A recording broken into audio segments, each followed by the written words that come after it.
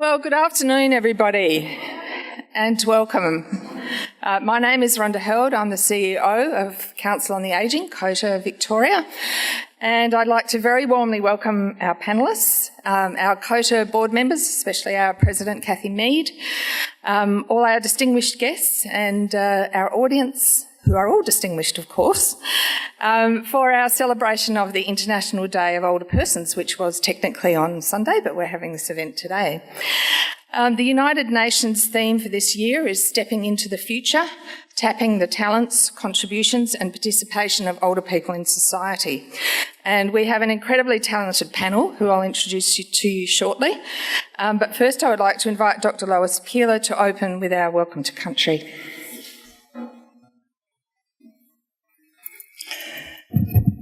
Friends, it gives me great pleasure to welcome you to the traditional lands of the Kulin Nation, and in particular to pay my respects to the Wurundjeri people and our elders, past and present. This is a protocol that goes back thousands of years, and we continue it today. So welcome, welcome, welcome.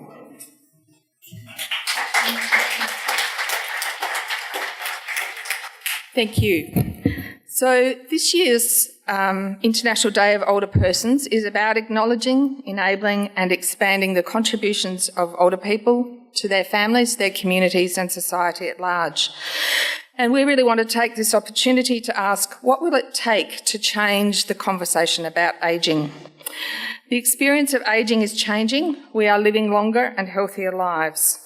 Modern ageing is going to follow a very different life course than that of our parents and grandparents. Older Victorians and older Australians generally are a very diverse group. However, as the older population grows, so does the experience of ageism and age discrimination.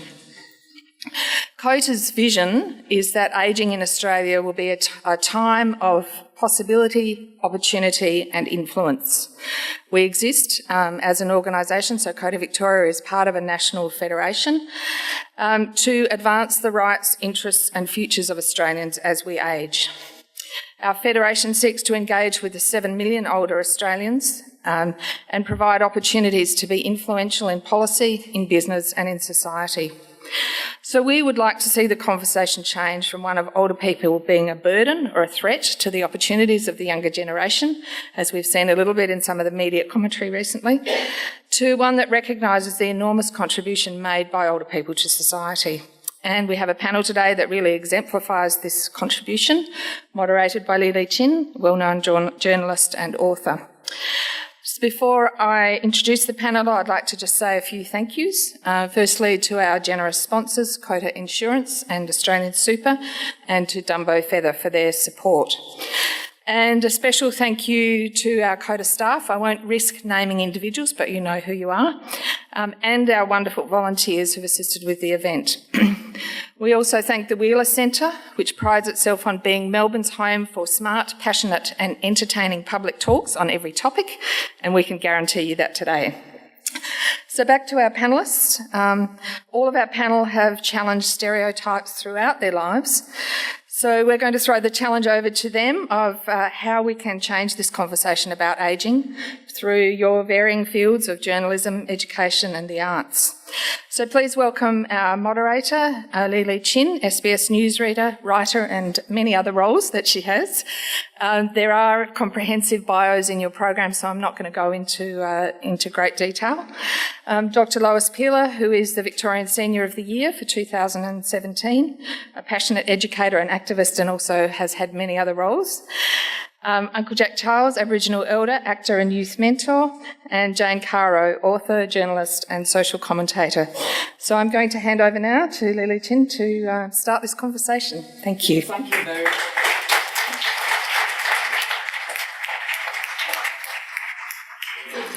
For openers, I'm going to throw this thought to the panel. Are you heartened to hear that on an official governmental level, that there is finally some acknowledgement of the fact that such a thing as ageism and the stark fact that the population in general is aging, that there appears now to be official acknowledgement of the fact. How do you feel about the announcement of that acknowledgement? It's sort of odd to me that it needed to be acknowledged. Do you know what I mean? It sort of feels like, we've been ignoring it for so long and never noticing it's happening. It may have something to do with the ageing of our politicians. That they finally noticed it comes to us all eventually. It's so obvious.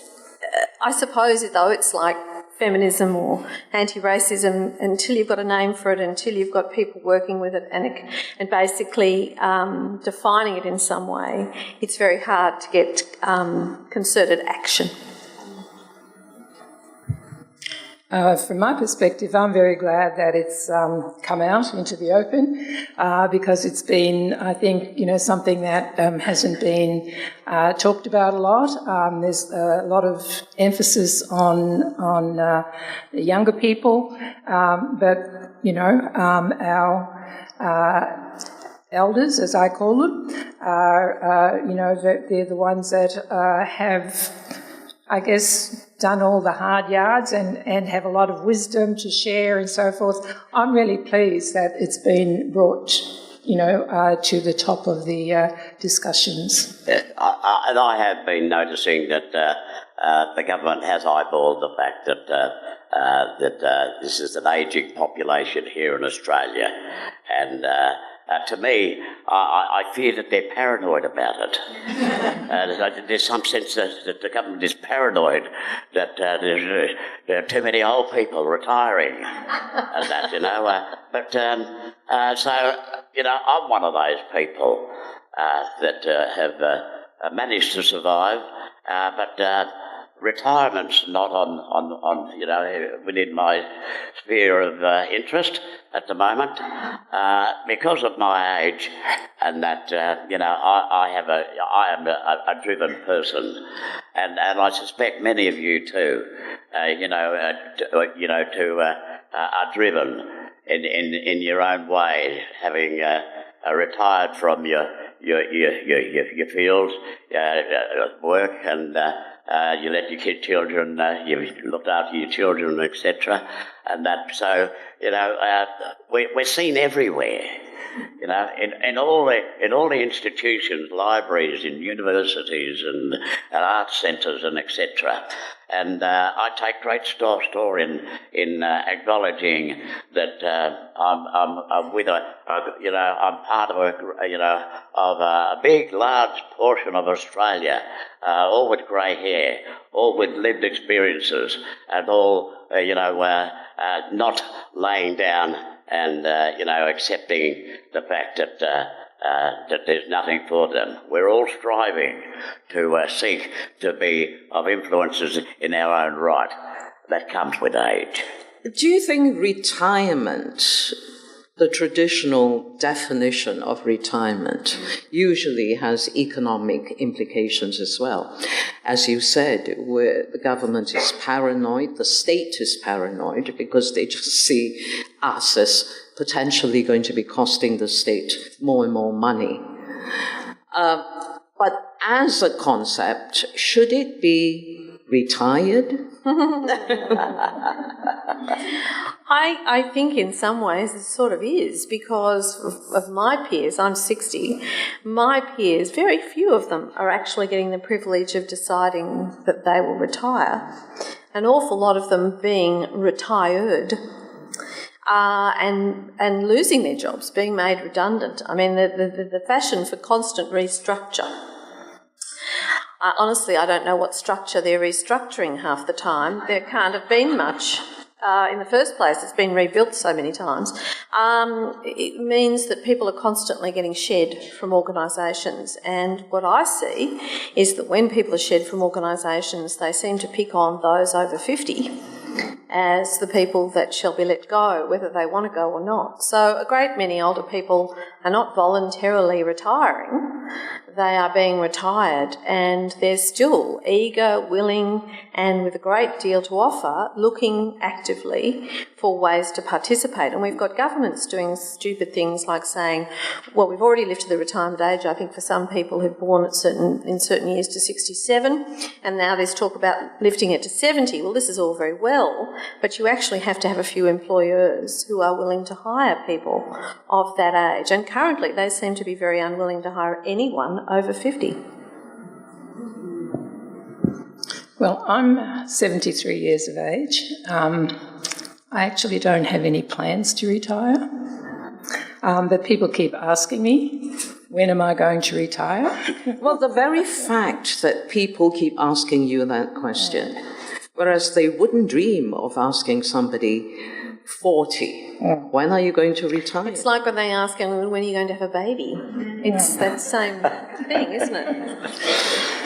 Yeah, no, look, I'm often, am warned by my friends that all with grey hair, all in the positions of where they could very well retire.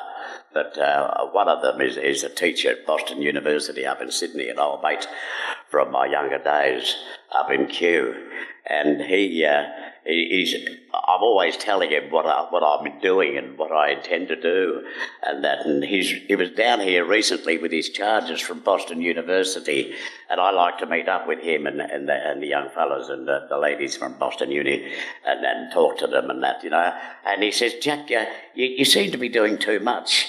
When are you going to retire and that, You've got to give yourself a break, But really, I'm as I say, I'm driven. And as an Aboriginal elder, I somehow, what gives me the empowerment is that I have an enormous respect for my culture now, newfound culture really, and understanding it that somebody in my position with grey hair, in Aboriginal society, if you've got grey hair, you're supposed to be a person that is respected and the man to go to or the woman to go to, and etc. And that. So, look... is that still the case? It is. It's still the case. It's still the case? Yeah. I get a lot of young ones coming out of youth detention centres, or adults coming out of prisons and that, and hooking up with me in Collingwood, Fitzroy on the Smith Street Strip. So what can I do now? Have you got anything set up yet? Is your Inderby workshop up and running, Uncle? I've just done 9 years, and I've been hearing all about you and that, and that. So they're coming out of jail and that, and so it's my job to mentor them into believing that they have, in their own right, perhaps an obligation that they should place themselves as a useful tool of themselves in their community because of their lived experiences. Just picking up on that thread, I think in our Aboriginal culture, elders are respected. They do have a place of respect and are considered to be the wisdom holders. And so that's something that we have, and we share that in common. We do. I'd just like to say as well that some may say I'm driven, I'm not sure, but, I do have a lot of time to make up for. When I was born, Aboriginal people weren't even considered citizens. So my life has been about, I guess, doing things and that I hadn't really given much thought about in terms of career, but it was about grasping opportunities. And the work that I do now is, I guess, using all of those experiences with the young people of today. And so sharing what Uncle Jack's saying here about, the young people looking to us for guidance and for ideas in things that help them move forward on their journey. This is where your tradition and your culture has what it has in common with my tradition culture, which is the Chinese. Yeah. we were brought up as children to understand that the only people one should respect are people with knowledge and learning. And that only comes from experience in living, as well as, of course, acquiring learning and knowledge.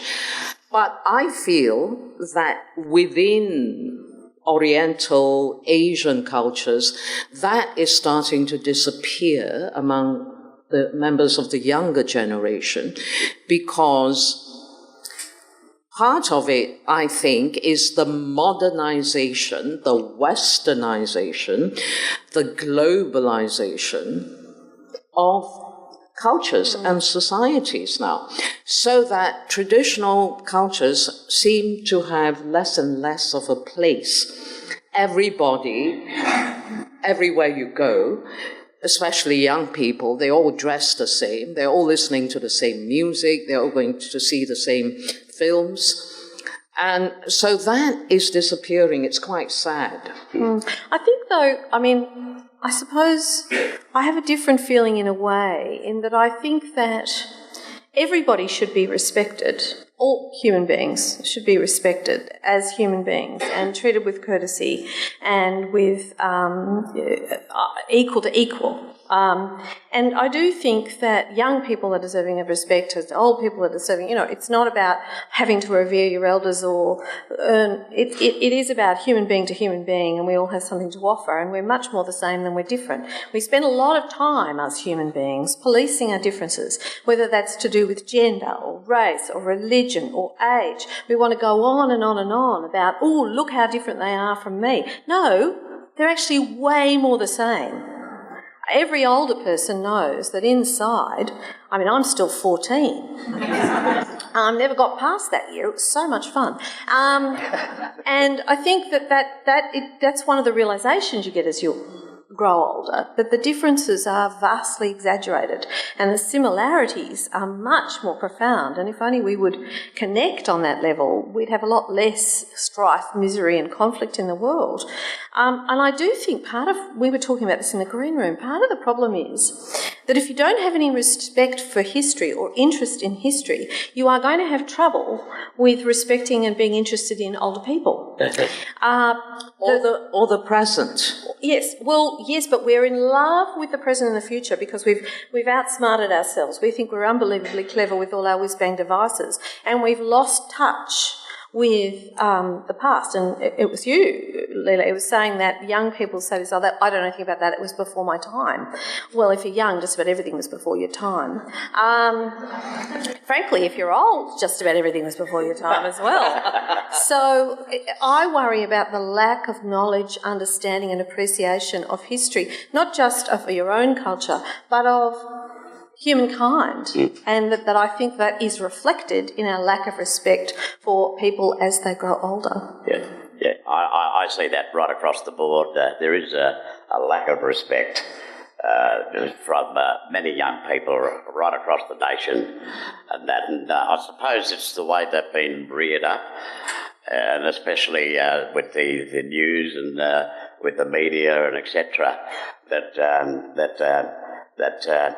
they think to themselves, paranoia allows me to think this, that they think that they have a right to say, no, because they've been hearing their politicians saying, you have a right to say no, especially now with this new gay rights, marriage question and etc. So, look, I somehow firmly believe that it could very well be the problem that we have in Aboriginal Victoria is the fact that many of our elders in our community have failed to address the problems that our youth have been facing for some time. The rite of passage into prisons, into youth detention centres, and trying to survive from that, and then coming out to absolutely nothing, where the system, from their perspective, seems that it's designed by older people for them, the young ones, to fail, to keep on coming back, to be dedicated recidivists. And I've been speaking to the young ones exactly on this point, that the system can't survive unless you played the system's game, and the system, can't survive. They can't build new jails unless you were becoming dedicated recidivists, which is the system wants you to be. So it needs elders like myself with the lived experiences to point out that they, in their own right, can have a place. Find a niche when you do leave prison. Jump off the methadone perhaps before you leave the prison or whatever institution, and come back into your community with an eye to being a useful tool in your own right. There's got to be something for you in your small town that you could commit to making the lives of those that are soon going to be released back into your community and those that are already living in community. How does one counter this other aspect of this age we live in, where all popular culture, just about all popular culture, is targeted at the young, so that you can't really blame the young for believing they are special people? True. As against a bunch of old fogies. The great tragedy for the young, and I remember believing this myself when I was young, is that I had this fixed idea that people who are old had always been old. Now, I knew that wasn't true. Do you know what I mean? Intellectually, I knew that wasn't true. But when I was a young person, I just never thought of older people as ever having been young. For me, they were just old. That's what they were. It never really struck me that before I knew it, I would be old like them.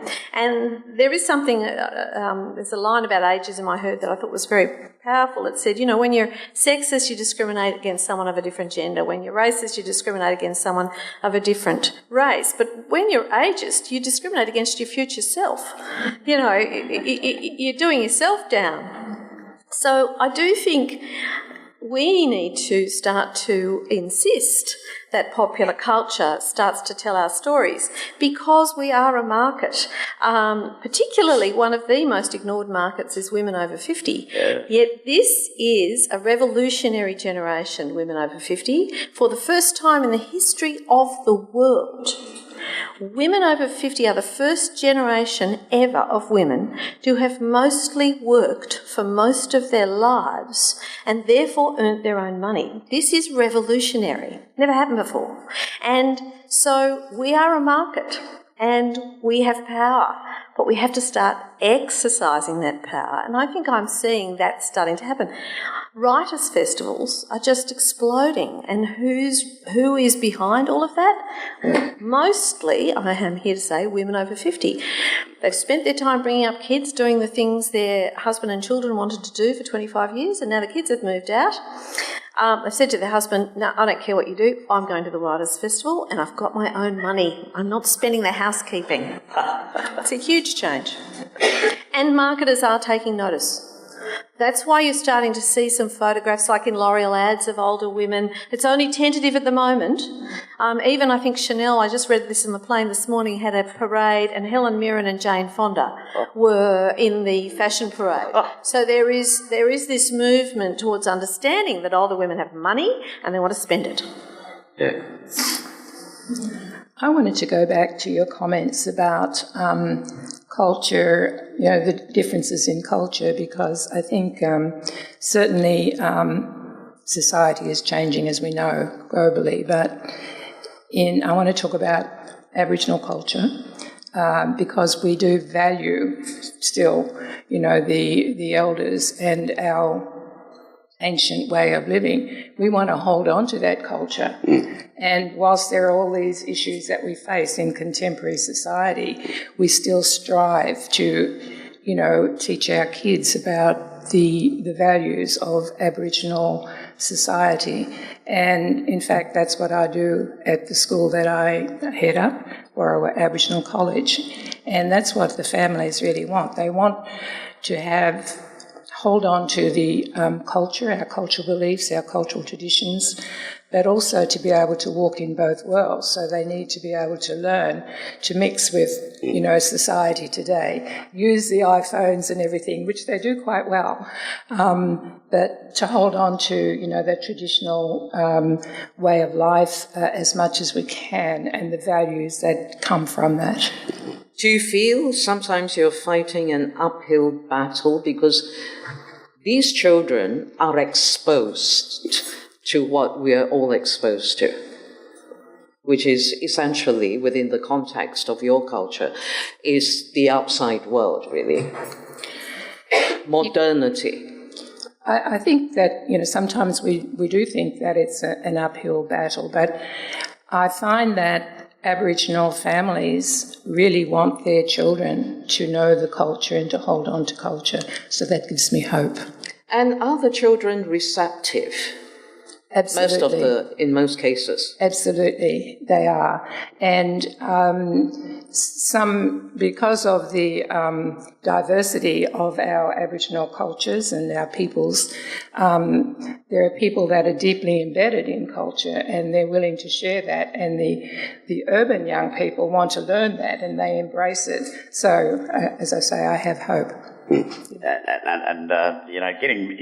Getting onto the inquiry, both in Dondale and down here in Victoria, Malmesbury and Parkville, it was noted that there was very little evidence of any rehabilitation programs being delivered into these three, Darwin and here in Melbourne, into these detention centres. So I believe it's, Victoria right now is ready for, I speak on behalf, I'm Archie Roach's Special Roving Ambassador for his foundation and a board member now, this is a rising peak in my profile and my future, that, it allows me easier access into prisons, and as you probably well known through my many talks and my dreamings over the years, that I have this passionate obligation to return to prisons as an elder in my own right, to be taken seriously, and that, and that's the main point of both inquiries, was that originally they should have sought advice from local elders, the Northern Territory, the Territory Government, and the State of Victoria should, get back to basics and refer to us, let us give advice and let us develop programs, because we're on the way to actually doing that. Do you feel that this entire topic should be a much larger conversation, transcending the state of Victoria, transcending this country? Because certainly the developed world, the economically developed world, is experiencing the identical problems, social problems, to do with a fast-aging population outstripping younger people. That this is really a much-needed conversation for perhaps most of the world to get involved in. It seems to me that it's all part of the whole. If you looked at the developed world 50 years ago, when I was a child, almost all work was done by, and certainly all prestigious and well-paid work was done by white men. And then there were support roles that were filled by working class people, and often by women, and often by people from different cultural and ethnic backgrounds. But there was a very clear hierarchy as to who got ahead and who was regarded as less so. And there has been a concerted effort over a long period of time, accelerated I think by the internet, for those who were previously regarded as not as valuable to reassert their right to have their differing view of the world, their talents and their ways of wanting to contribute recognised, to a large extent led by women, because women make up half of every other group. So, they're the biggest single ones that were kind of less able to develop their potential. And I think now that we've got this ageing population, that is only going to increase because you can't leave out, if you've got a lot of older people, and inevitably, as some of us age, we will be less able to contribute if our health fails or becomes more precarious. We will need to be supported by younger people. So in a way, there's a huge opportunity there because if we've got less younger people coming up, that means all of us who remain fit, able-bodied, ready to contribute, whatever our age, whatever our background, whatever our gender, whatever our religious beliefs or lack thereof, are needed. So you can kind of see that there's an opportunity for everybody to get more of a chance. But there's such resistance to that, particularly at the moment. There's a huge backlash and a wish to return to the 50s. I'm sorry to refer to Donald Trump, but one can't get through a panel anymore without mentioning his name. Just the slogan for his campaign, which was "Let's make America great again." It's a backward looking to an America that never actually existed, but that is regarded as, if you're a white bloke, as the sort of way things should be. And so we're engaged in this titanic struggle, and ageing people are part of that too. Well, one of the ways he's intending to make America great again is to bring back coal mining in a big way. That's not going to happen. That's really forward-looking. Yeah. Oh, there's so many forward-looking plans that Donald Trump's got. I just can't think of any at the moment. Well, shall we, at this point, see if the audience is interested in chipping in? Can I just comment? That's one of the things I do love about getting older and older people. We really don't give a shit what anyone thinks about us anymore.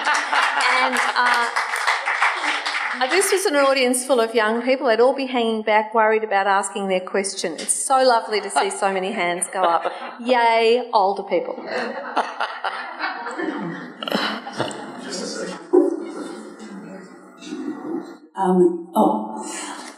I'm just interested in a problem I see at the moment, and we've started it even now. As we talk about ageing, we've mentioned ages from 50 to probably 100, right?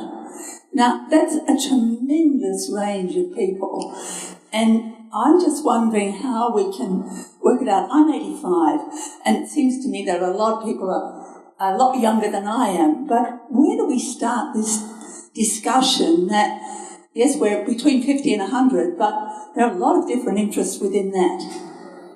Well, of course, my grandson, who's 17 months old, is ageing.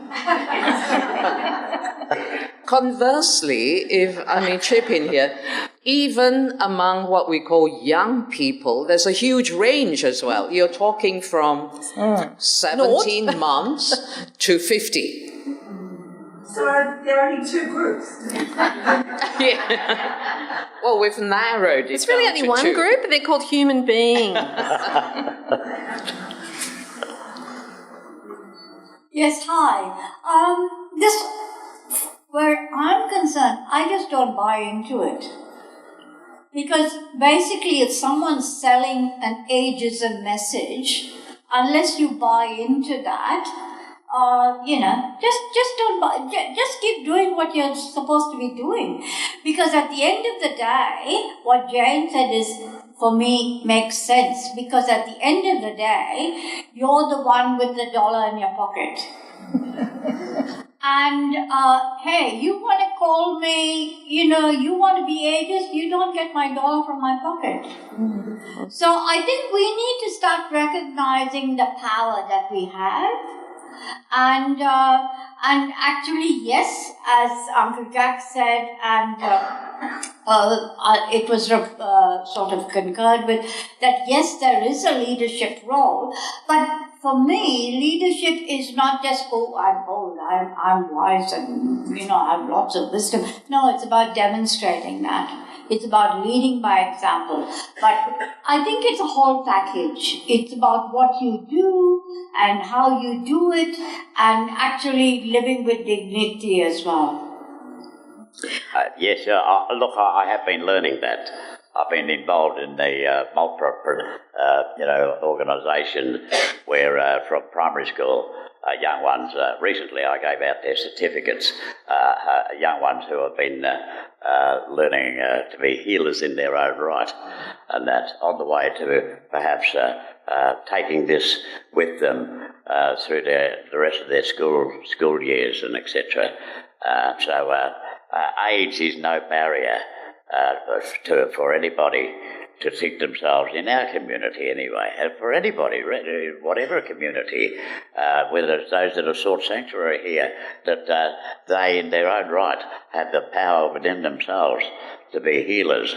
And that comes also from experiences engaging with their elders, their grandpas, their pops, their aunties, and etc.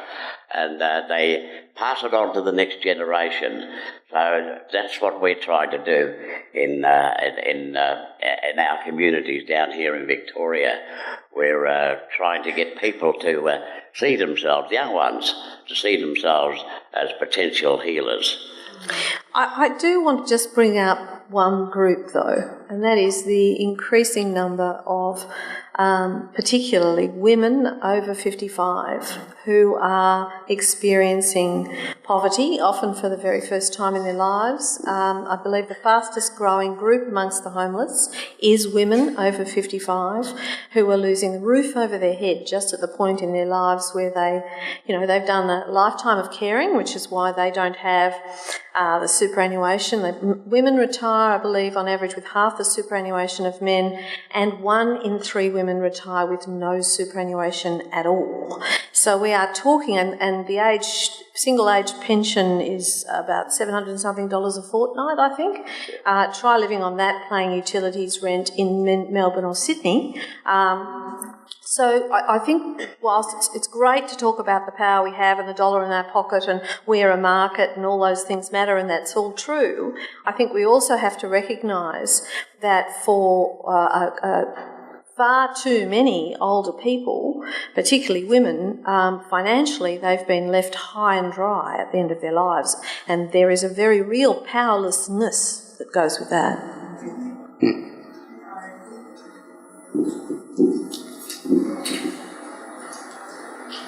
Just building on that, the importance of our resourcefulness, and also what the panel members have said about the value of older people to culture.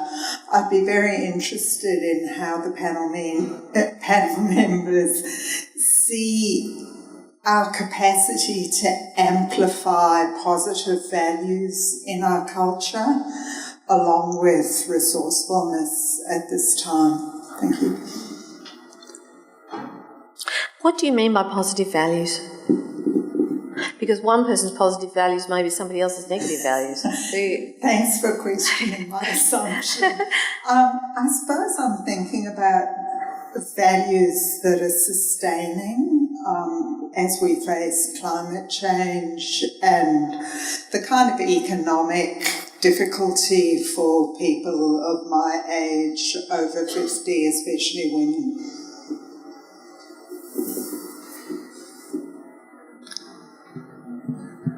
Talk about them? Write about them? Preach it. Can I just make a comment? Coming from an Aboriginal background, and where Aboriginal people generally were not employed, and this whole idea of superannuation and so forth is really new to us. And so I don't think we should take it for granted that everybody has super and that at 50 years of age or whatever, it's suddenly a struggle, because for some people it's been a struggle all of our lives. And I think there are many of us out, in society that go through that. So, I think it's more than just the financial pressures that we feel, and I thank you for your question, because I think that there's a lot of value in people of our ages that can contribute to society through things like looking after, the environment and things of that nature, which at the end of the day are what sustain us all. So, it's just a different way of thinking, I think. The knitting nanas are a fantastic example of older people making a real statement in a very humorous way.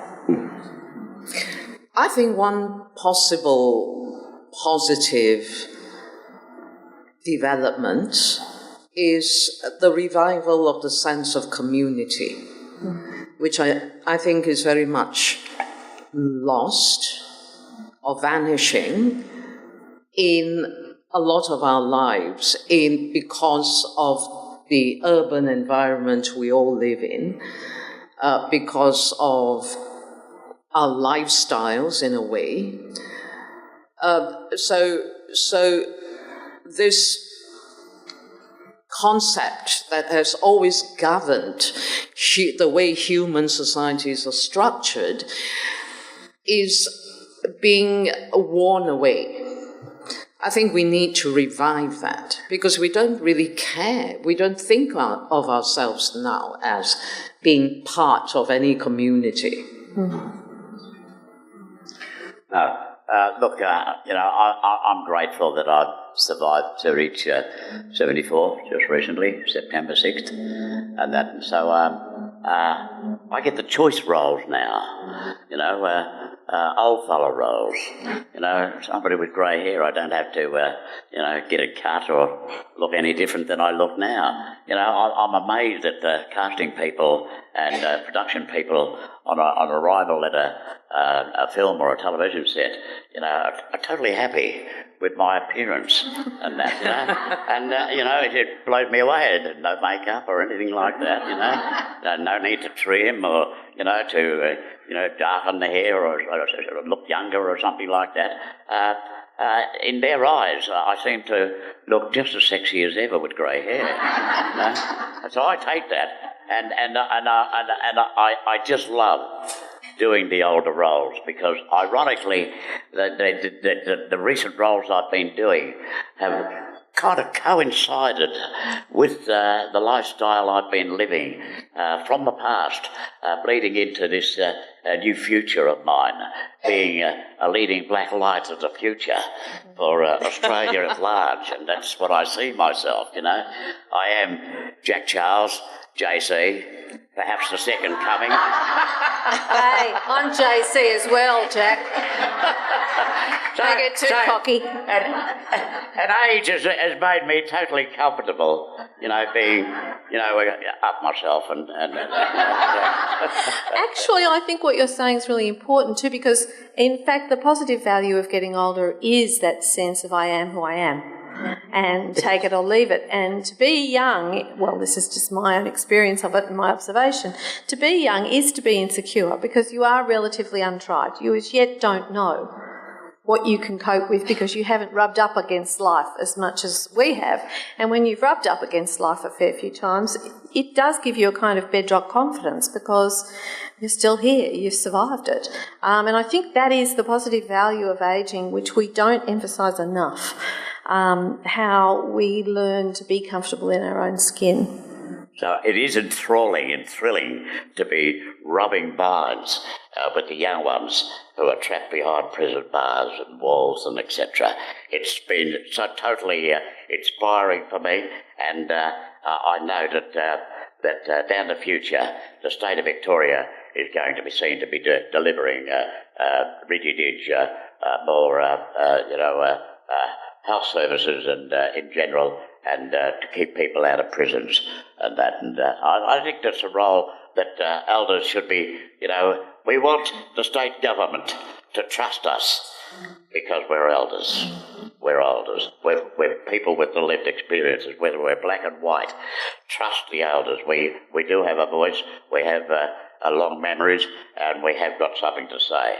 And perhaps we could, suggest a way out of difficulties in coming to grips with, for us, the First Nations mob down here in Victoria, wanting, through the Archie Rose Foundation, we're foisting upon the state of Daniel Andrews government that we're insisting on this inherent obligation or right to be key players in our institutions and etc. It hasn't been done before, but apparently they do it over in Canada.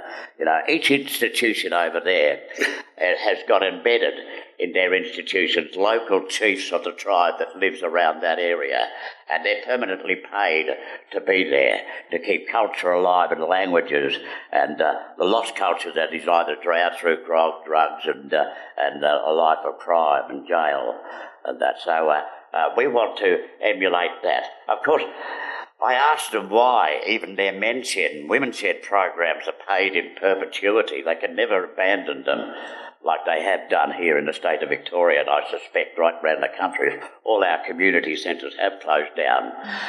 You know, there's a reasoning behind it, but we can get, it takes too long to get into the nitty-gritty of it and that. So we want to reinvest.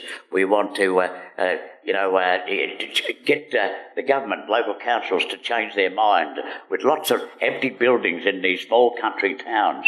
You know, it's up to us, the Archie Rhodes Foundation, for instance, to go to the local councils and use our fine sense of COTA artistry to deliver a message to the councillors and the mayor that you've got a lot of empty, solid edifices in your small town, in your communities, in your villages, and that in your country cities, and that. So how about giving it to us, to the blackfellas, for the local blacks there to develop a community centre in perpetuity, and that, because this is one way of keeping the young ones and the older ones out of prisons. If we have a local hub in all our community centres reinstated. I wanted to pick up on the comments about feeling comfortable at this time in who we are, and I certainly feel that, and loving the skin I'm in. I look on the stages of life as seasons. Each one is beautiful and each one is different, and I think that's where we're at now. I just wanted to say that. I think that, we can share our experiences, and I find that a lot of young people really want to know and learn from, the experiences that we've had. And, I happily share those, and I think you've seen some of that on some of the stories that are out there, along with you, Uncle Jay. But, I just wanted to say that about, the beauty of life and the various seasons, if you like, that we go through, and enjoying each and every one of them. Hello? Yes. I want to thank you so much. You're just driving us all. It's fantastic to hear this. But I just want to make a couple of comments. It sounds as though it's that sense of identity, regardless of where we come from, who we are, our background. It's that idea of who are we now? Who are we now? What are we here for? And you said before about globalisation, and I think that we could use that to sort of say, okay, all cultures, regardless of where we are, should be celebrating the wisdom and experience of older citizens, regardless of whether it's the Asian culture, Aboriginal culture, whoever it is. Can't we tap into that globalisation and get this going, for all older citizens? And the other thing too, as several generation Anglo-Saxon background myself, what is an Australian culture? Yes. I want to be Aboriginal. Yeah, well, you haven't even bled onto any state school's curriculum, the truth in history. Every state has got its own unique story, and invasion's a heavy word for many people in government to absorb and understand and realise that this word, like racism, racist, is going to be bandied around in such a large format, in such large formats, in such strange ways. So I remember putting it out on in response to the kerfuffle with the Adam Goods incident with Carlton supporters. I was invited to Q&A, and my first opening gambit was that Australia, in response to that behaviour by the Carlton supporters, it was that Australia is uniquely and peculiarly racist against the First Nations people.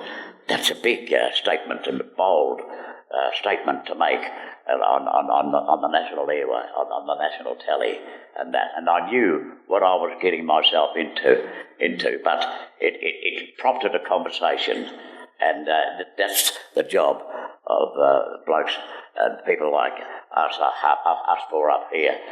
It's our job to put it out for people to consider. But the fact is, Australia will never, develop its own unique place in society unless it, seeks to deliver truth in history. Each state has got, as I said, its own peculiar story. At the moment, we've got the story of Corandurk, bled onto the state schools curriculum. It's just a book, about the minutes of evidence of the royal commissions that took place here in Melbourne and up at Corandurk in 1880, and that. And in Sydney, you've got Secret River, which school teachers, school students are studying, and that by way of a book, by way of a performance piece as a source of study and that. But we haven't gone back to the real nitty-gritty of the truth in history, the invasion, the eradication programs, the policy of eradication programs, as proved with the edict from Governor Macquarie up in Sydney, and it happened in Tasmania and here in the state. Every state had its own unique, abusers. I think you're absolutely right that until we teach our real history, we don't know who we are. But I also think that Australia is, there's the First Nations people, but it's an immigrant culture. It's a culture made up of people from somewhere else. I believe Australia and Canada are the two most multicultural countries in the world. I believe the statistic is that almost 50% of us were either born elsewhere or our parents were. So it's an immigrant culture. It's new, it's young, it's adolescent. It doesn't know who it is yet because it's an adolescence. It's unformed. We're forming it. I'm the only Anglo-Saxon background person up here, I guess, and I was born in England, so I'm an immigrant. Now, I came here when I was almost 6, so I say I'm English by accident and Australian by choice. But I pass on to my grandson the nursery rhymes and things that my grandparents, who were from the north of England, passed on to me. So the stories and the culture that I pass on is an English culture. And I'm sure there are people in this room who may come from all the countries in the world, and you will be passing on your childhood memories from grandparents who may have come from Italy or Malta or Greece or wherever in, Samoa, wherever they came from. There's nothing wrong with that. That's kind of fantastic. It's not like we need to have a same, but we need to start recognising that we don't have this white English culture. We have this many-stranded, vibrant, but relatively unformed adolescent is modern-day Australia. We obviously have the most ancient culture in the world as well as the bedrock of our country, and we are only just starting to recognise what a gift that is. There is pressure to integrate, though. Yeah, of course. But human beings are utterly contradictory and always will be. So if nothing goes smoothly, the day you get a country that everyone's sensible and everyone does it the right way is the day I'd say the world is doomed, frankly. So it would be messy. It is messy, and there will be pressures, and people will feel insecure, and they will be authoritarian about it, and you'll get the shock jocks on radio making ridiculous statements. That will go on, but I reckon we've just got to keep going anyway. I want to say that I think we're blessed to be living in Australia. I think that it is, we're blessed to have the multiculturalism that we have. It provides a very rich tapestry, I think, for our country. I think that, we appreciate the various cultural groups wanting to maintain and hold on to culture, and as we do with our traditional culture. But there's that mixing of and bringing it all together, which makes us so rich as a nation. And I think if we can hold on to that and recognise and respect each other's cultures and our traditions and so forth, we are so blessed to be in this country.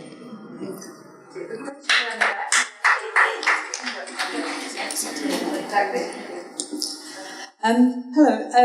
This is a question probably more closely directed to Jane. You have identified the group of women who are over 50 as being a group that can be effectively marketed for popular culture, etc. And the majority, a large proportion of women belonging to that group, as you said, have worked and do have money of their own and are interested in an active, positive ageing process. Do you think, this is a bit tongue-in-cheek, but do you think that we could start a movement along the lines of feminism? And if you do, what might we call it and what form do you think it might take? The Grey Panthers. I think they existed once. There was a movement. Well, I think feminism is inclusive enough to include older feminists as well. I mean, Gloria Steinem, for example, is in her 80s and still calling herself a feminist. So, I mean, we could call it Feminism Plus or Feminism and I don't care what you think, or Feminist and I don't care what you think. But I think that's the point. I don't know that we want to... I go back to... I think it's our similarities that we should be looking at. So I think the conscious liberation of the groups that when I talked about the 50s and the way it was then, the rising up of all those people who weren't given the same opportunities as others continues apace. And I think that they are all brothers and sisters to one another, that they're all fighting for the same thing, which is the same opportunity as any other human being. And that doesn't matter whether it's about age, gender, race, that's not the point. That all human beings are intrinsically of value and intrinsically have their own unique story and their own unique thing to offer. If you have money, you don't really need to form a movement. You have money. You need a movement when you don't have money. There is one group which is being left out of this, and that's the ageing men. No, they're included. Are they? Yeah, they just don't always have to get a special mention. One of the realities, according to sociologists, about aging is loneliness, poverty, and the combination of the two leads to depression, a sense of uselessness, hopelessness, etc. And I'm sure that is common with everyone, men and women. And I'm not sure that it's exclusive to age, because our highest rate of suicide is young men between 18 and 24. Well, that's true. Yes, I've heard it's increasing in older men, but I still think the younger men are out there in front. But so I think loneliness is a lifelong, the sense of isolation is a lifelong experience. Can I just make a point too, that often for people who are over 85, they're no longer driving. And it's a major issue in our culture. Yeah. And that actually is... So they're isolated. Very, very Yeah. Oh, I'm in big trouble. I've never driven. I don't own a car, nor a phone, nor one of these things. There you go. Self-sufficiency. We've got a question down the back. Yeah, hi. I just want to pick up on Lee Lin's point about needing community.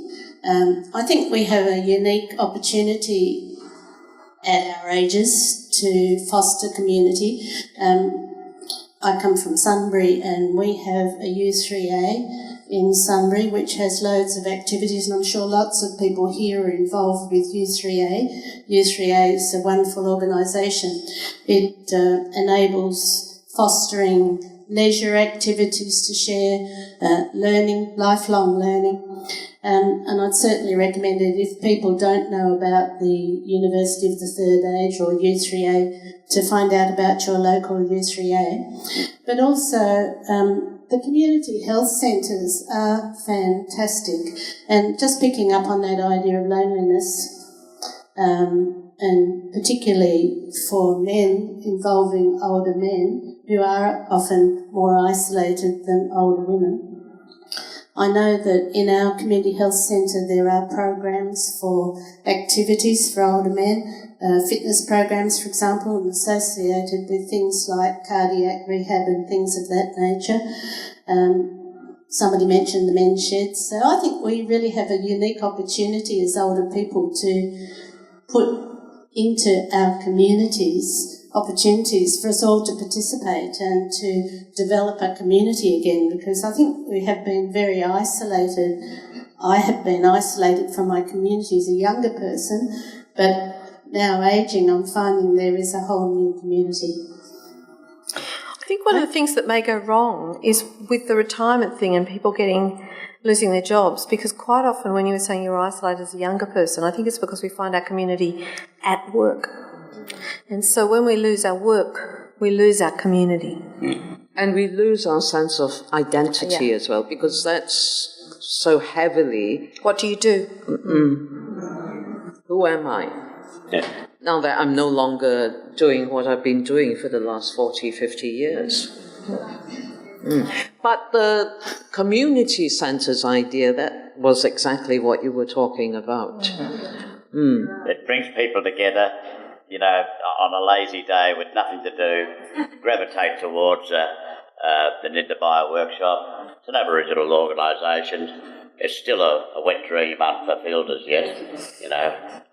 But, you know, this is the great dreaming that you come in, you can jump on our computers, you can find space on the couch and veg out or something like this, or watch a movie, or you can jump on any of the cottage industries, silk screen printing, pottery, and, you know, and etc., woodwork, and so that's what men's shed, women's shed programs are for lost souls of all generations coming in. And I noticed that up in Melton, the town of Melton, their men's shed programs are accessed by a lot of grey-haired people, I noticed. Libraries are doing a lot of this good work too, becoming real hubs of community. My talks with the Goldfield libraries, you know, they're all grey-haired people, you know, from around the Goldfields, and that, and you know, it's totally made full houses, and that, so people, you know, are interested in on hearing, you know, another grey-haired person, or a couple of us, speak on matters that totally interest them, and are seeking perhaps answers from those of us in our unique positions to give them. Another question down there. Me? Oh, great. Hello, Uncle Charlie. Jack. Oh, my God. Sorry, I've embarrassed myself already. I've always said it's better than Auntie Jack. Remember it, mate.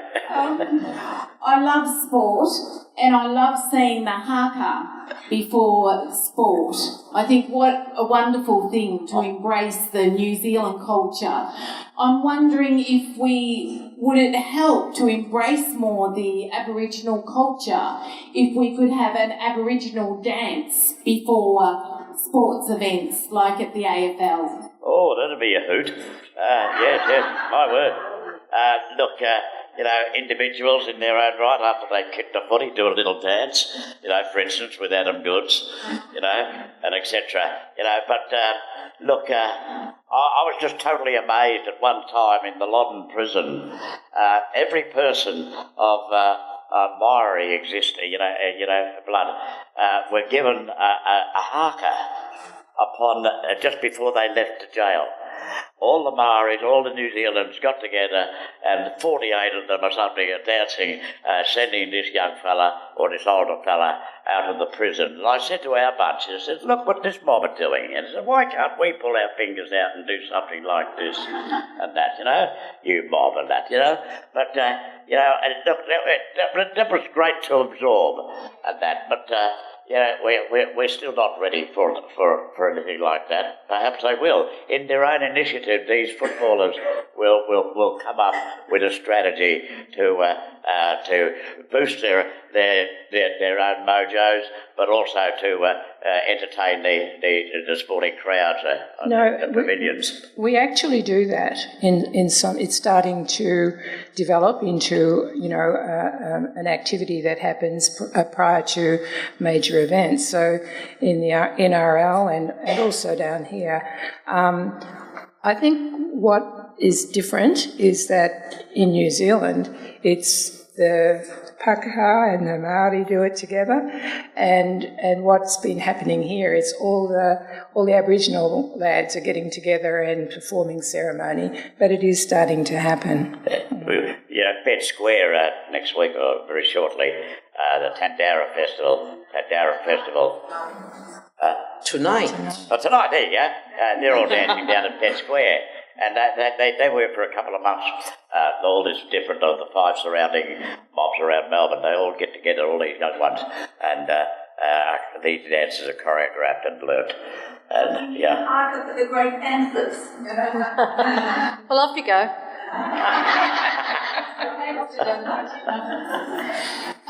Jane, I want to thank you for bringing up the subject of women who don't have super and who are now at risk of becoming homeless. In my volunteer capacity with a group called WOW, Willing Older Workers, when we started, we had probably 50-50 male and female that were unemployed. We provide practical assistance to them. And over the last 2 years, we have a lot of women who have lost their homes. And at the moment, we've got a woman who's 57 living in a car, parked over in Williamstown. Now, she has a medical assistance dog and she cannot get into public housing. And she has been homeless since before Christmas last year. The irony is, I offered to have her come and stay with me. But if you're homeless and you're on that long waiting list to get an emergency home, even if you park your car in someone else's driveway, you go off that list. What can be done other than lobbying the government? We have belted our heads against brick walls trying to get assistance, and now we've got several women who are losing their homes. We've also got, currently here in Victoria, 18 men who are over 50 who can either, they're ready to lose their homes or they've lost their homes because rent's gone up, or they have lost their jobs and they've lost their homes because they couldn't pay mortgage. So thank you, because it is really an issue that has to be brought out. It's a huge issue, and it's growing. And it's a terrible, terrible indictment on our attitudes to older people and to people who are not working. And I'm going to be completely political here. I'm going to say I believe that this comes out of neoliberalism. This comes out of the philosophy that says basically if you can't, and you see it writ large in America where they're even against having health care for people. And the attitude of people who are opposed to health care is the neoliberal attitude of, well, get 2 jobs and work harder if you get sick. Well, how if you're sick? It's this awful conundrum where people get trapped. And it is this view that it's each individual's responsibility, and if they fall on hard times, well, that's their own fault. They're obviously a loser and they deserve it. And unfortunately, I think that this re-emergence, it's slow and it's slight now, of wanting to re-establish community, of a sense of responsibility for one another, which I think in Australia it's waned a bit, but it's always been a lot stronger here than it has been in the US, thank goodness. I think that we all need to get behind pressuring our politicians into realising that we don't believe that people who are down on their luck are losers and deserve it. And we are very, very strongly of the view that older people and a great many women are particularly vulnerable because their marriages are broken up. They didn't have any super anyway. They've spent their lives in low-paid or very insecure housing. A lot of Aboriginal people also in a very similar situation, indeed often much worse. And we need to start saying it isn't good enough. We can't be throwing people out on the streets when they're 67 or 50 or 55. Do we really want a Melbourne or a Sydney or a Brisbane where elderly women are sitting on the corners of the road begging for money? Because if we don't do something soon, that's what we're going to be seeing. I also don't think it's ever right or moral even to consider somebody's worth by whether they work and earn money. Right. We're not put here to spend our lives working and earning money and feeding the banks, mortgages, loans. Couldn't agree more. I'm sorry, we're getting close to the end of our time. I think there's one question here and then we might hand back to our moderator to finish up. Yes, I am back in Australia. After I was away for a number of years. I came back here getting older. Can you hear me? No. Yes. I came back here getting older, being unwell, and I've been observing, I came back 10 years ago, and I've been observing what's happening around me and the people I know. I have a knot in my throat, sorry. It's difficult to talk. Because I don't have a family, I only have my partner, and my partner hasn't got a family either. And I noticed that the old people are the pillar of this society. Everybody is talking about my mother, my grandmother, my children are coming to it tonight. I'm going to go with my children to this and that, my grandchildren, I mean, sorry. Can you hear me? Yes? Yes. And everything goes around that. And when you don't have that, okay, you have a partner, he will go before me or I will go before him. I'm almost 80 years of age, so I won't be here long because I'm very sick as well. So I look at all that and I miss on all that.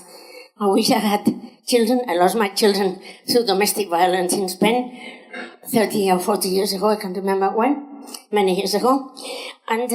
And I miss on all that because I see the structure of this society is the grandparents, the children, the daughters, the sons, and all that, all moves around that. And it's based on the power of the old people opening the doors to their families and sharing times with them. And if you don't if you haven't got that and you see it around you, we miss on that very much. Because old people are the pillar of this society. Sorry. Can I say, could we have a petition for the government at the door to sign on the way out? Look, I think we're going to take one more question. Somebody's been waiting a very long time. Can I just encourage you, maybe if there are things that you haven't asked and you'd like us to know, to pop them on the bottom of your feedback form. I'm sorry that we couldn't take everyone's questions, but I'd like to give the panel just the last word after this last question. Thanks. Is it on? This is going on a bit, but back a bit, I mean. It's become clear that... Just there. That we need to listen to our elders, particularly our elder women, more. And we've heard today about how much wisdom can come from these elder women. And I was thinking about which women would I like to hear from. There are plenty, but I realised that the elders that we hear mostly from are white, old, pompous male farts. There's one who's very prominent at the moment. Oh yeah, there's a few to pick from. I was thinking of John Howard at the moment, actually. I have to say, there's a lot of them. Yes. I would like to just say one thing. I don't know that all older people are wise. I've met some bloody stupid old people. Well, I agree with you. That was my first thought this Like I've met afternoon. some very wise young people, people. I was speaking to some, I think they must have been about 10-year-olds, boys in a school near where I live in Sydney, to address them on their last day of school, yeah? And they're really cute. They're at that age where it's so adorable. About 10 years old, and they'd just come in from playing rugby, so they were all wearing shorts and all. We were in their library, the school library. They all came in sweaty. They all sat on the floor cross-legged and everything. Now, what I'm slightly more used to, which shouldn't be, but that's the reality, is people sort of gushing over me. But these boys, they weren't interested in that aspect of it. The first question I was asked, and I was really, really impressed, was, I think the last Pope had just died. And as usual, there was wall-to-wall for weeks media coverage. And then the funeral. And then the cardinals having their meeting and talk about who is coming next. The first question to me was, do you think the media should be giving the Pope's death and funeral that much coverage? And if so, are you going to do something about it?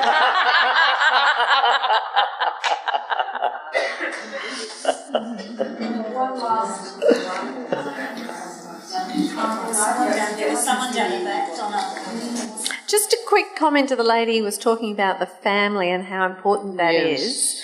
I think you're absolutely right. I think Australians are very involved with their family, and that there is a kind of wall a bit around families sometimes, and that it is important for us to remember people who don't have family, and also who may do but not get on particularly well with their family, which also happens, and be more inclusive and include others as much as possible. So I do take your point very strongly that we can be insular in our families. This is what I mean by, that lost sense of community. Yeah, I live in a building. I'm friends with just about everybody in my building. And quite a few late middle-aged single men and women live in my building. Christmas time is particularly bad. I can escape by volunteering to work.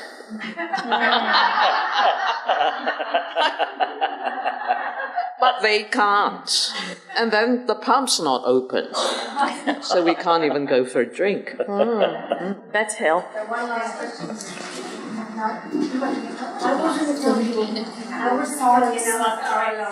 Sorry, well, we've got one more question. Thank you, Lee Lin, for not having a car.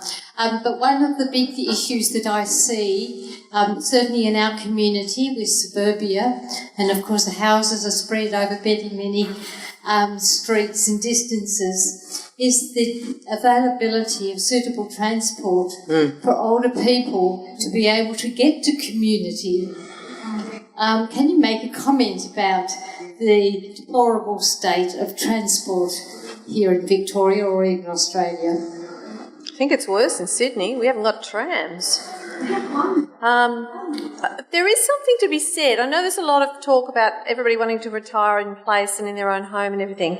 My parents are 85 and 86. Unfortunately, they're very fit and vital and active, and they moved out of their home into a retirement community, not a nursing home, but individual units, but all of the community. And it has been absolutely fantastic for them in terms of U3A, in terms of community, Friday night drinks, knowing people, and they go on walking groups and everyone gets the bus into the city, and because they do it as a group, people are doing things they've never done before. So there's a part of me that's actually feels that sometimes the retirement communities are getting a very bad rap at the moment, and some of them are actually fantastic and can help with transport because sometimes they have buses they put on to those particular places.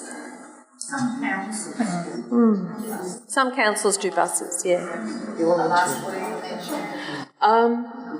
Now, I'm very proud of the fact that the men have not been excluded from today's topic, because I definitely think that with aging, men have the same problems as women.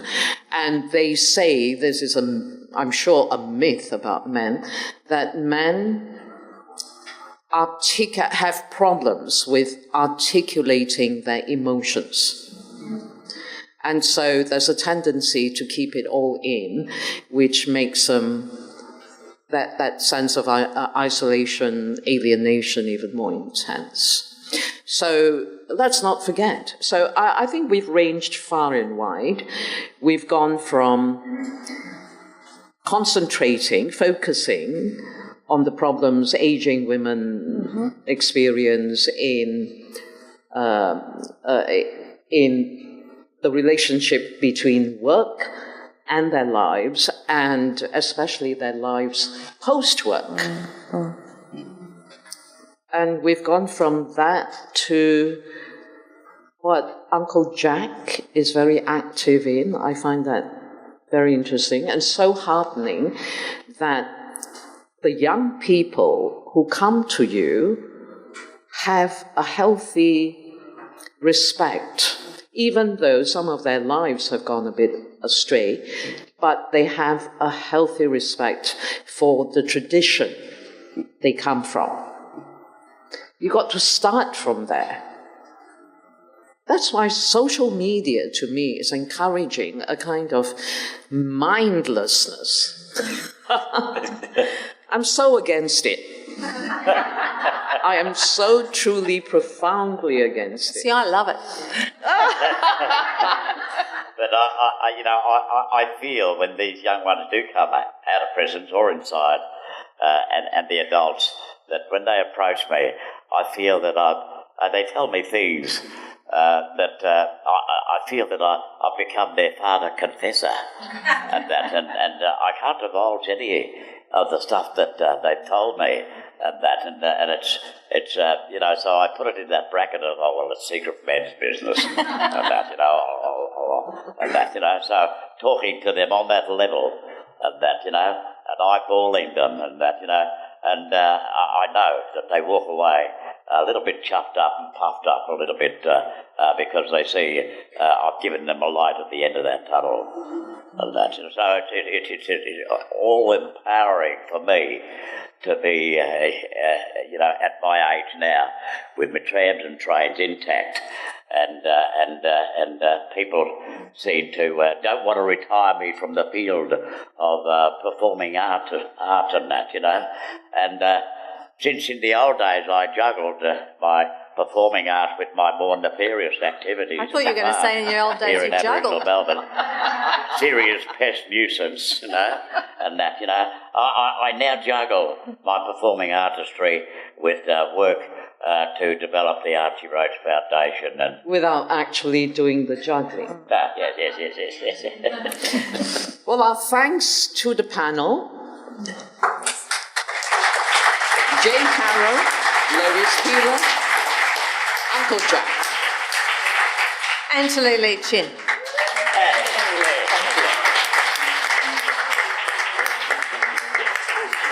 Thank you very much. And just before an hour or so ago, I was just informed that Ando's special portrait of me for the Archibald has now been plucked by people such as yourselves as the People's Choice Award. Thank you. So, yes, congratulations to Uncle Jack, and also slightly belated, but congratulations, of course, to Dr. Lois Peeler for being the Victorian Senior of the Year. Yeah. And two cousins in 2 years. So just endorsing on behalf of COTA Victoria our thanks to the panel as well. We have covered a lot of ground. I think we've started the movement. We've asked the question about what is ageing, and I like the seasons of life concept, but we have also heard about how discrimination does kick in at 50, so we are, struggling from that point on against that tide. It's great to hear about, the Aboriginal culture and the respect that is there and what we can learn from that. We have heard about both the power and the disempowerment of various groups of older people. So there's a lot that we can take from this in the work that COTA does in trying to influence policy. We do encourage you to fill out your feedback forms, and I think there's also a question there about whether you want to connect with us through our newsletter to keep in touch with the sorts of things that COTA is doing. So thank you. There's afternoon tea available. It is going to be a little bit crowded down there, but we'll try and move a few chairs, I think, so that people can stay around and enjoy a cup of tea and some food. Thank you.